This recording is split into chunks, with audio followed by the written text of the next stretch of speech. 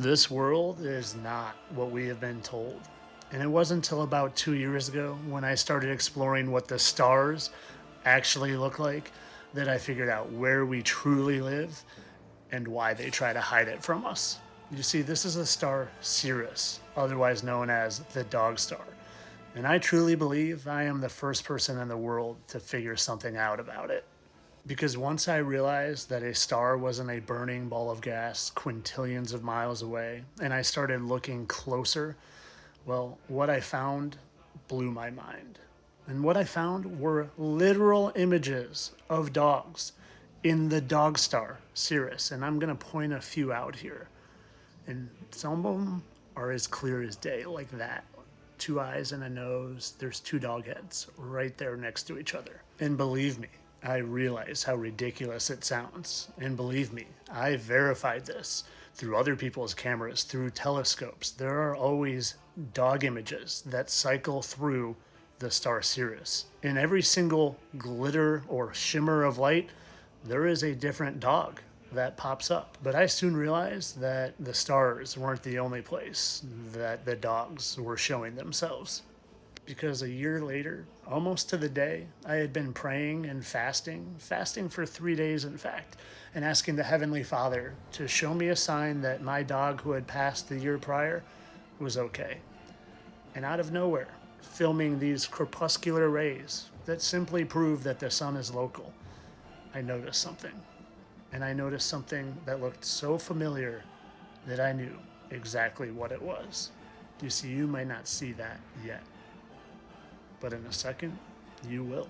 Because the dog I was praying about, asking the Heavenly Father to show me a sign of, was my dog Tillman. My dog Tillman, who appeared in the clouds after 3 days of fasting and praying.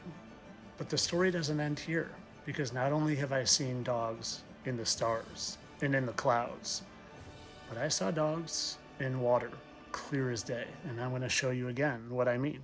This was a pool I was in over Memorial Day weekend, and I found myself, again, thinking about Tillman, praying, in fact.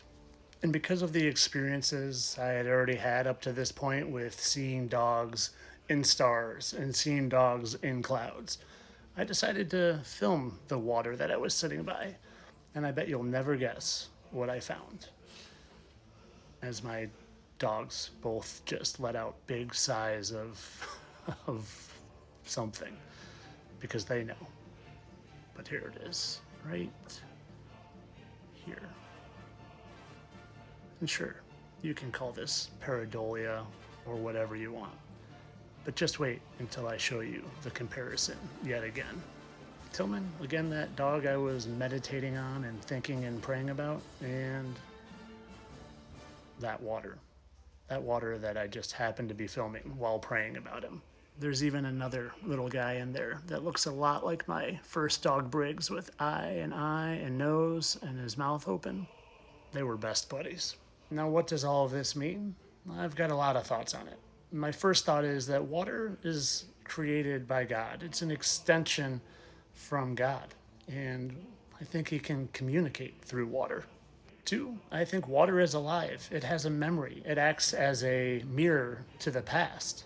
And as far as stars go, I think stars are potentially portals, and dogs' souls come through the stars down here to Earth. So maybe the stars that we see shimmering at night are simply a mirror to the souls that have come through them. And Sirius, being the dog star, would of course show the mirror of the souls and the dogs coming through. And I also think we have the ability to manifest. And we are much stronger, more powerful beings than they want us to know.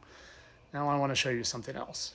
I once saw an experiment where you could look at an image and then look at water, and look at an image and look at the water, and then freeze the water, and the image would appear in the frozen water. And the very first time I ever did it, I froze water in the exact shape of a heart, because I was looking at a drawing of a heart and projecting it into the water. And this isn't it. I don't have it anymore, but it turned out to look exactly like a heart. So guess what I tried? I tried taking this image and looking at it and projecting it into water and then freezing it. And I want to show you what I came up with. Here it is. And at first, It doesn't look like much, right? Just frozen ice with a few cracks, but let me show you a few things. First, a side by side. And as I was looking at this and trying to project it in water, he's a hairy mess. I was really focusing on the eyes and the nose. And to me, I see the eyes in the exact same place in the nose. But let me show you the overlay. Now keep in mind, I focused on the eyes and the nose. And what you see here is pretty darn close. The cracks line up in the exact same spots as the eyes, and the nose is almost identical. Now, what's this telling us here? Am I powerful enough that I can project my thoughts into water and I can manifest shapes into water? Or is the water responding to me and it has the power? I don't know for sure, but I think it's a combination of both. And again, I think God communicates to us through water. Now, back to the very, very beginning. Why don't they just tell us this? Why don't they tell us that stars aren't burning balls of gas quintillions of miles away? Well, because we live in a spiritual realm and they want that hidden from you because they are the fallen angels. And we live in a biblical place where biblical and spiritual warfare are happening all around us. But if you just think you're an evolved chimp that evolved from a tadpole and you're spinning on one of infinite planets in the middle of infinite space and you don't realize you are at the very center of creation, well, then you don't take your power back and you don't join in the fight. And that's what they want. They want you not in the fight. And if you're not in the fight at all, well, then you're not choosing the right side because they don't want you to choose God. They don't want you to choose the side of good and God because if you don't choose that side, then they don't have to worry about you. You don't become someone like me who is spending all day, every day trying to wake up the masses and give them their power back. You care more about the score or what's on the evening news or who you're going to vote for next. You don't realize you're in a spiritual war and you need to put on your spiritual armor of God and do everything you can to help people fight back. Fight back against the lies and evil tyranny that have taken over this realm for centuries. So if you still think you're spinning on a ball, well, they have you exactly where they want you, not in the game. I'm telling you right now, get in the game.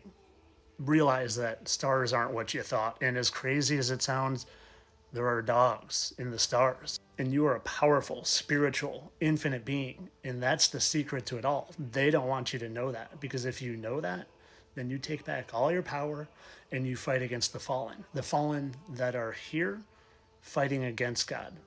They want you picking every other us versus them there is, except the true only us versus them. Us and God versus the fallen angels and their Luciferian minions.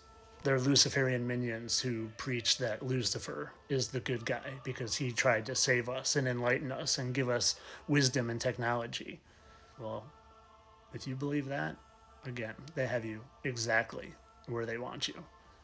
Worshiping and idolizing anyone and everyone but the Most High and Jesus. But of course, all this for entertainment, people. I made all this up, and of course, we're not in a spiritual realm. We're spinning on a ball right now.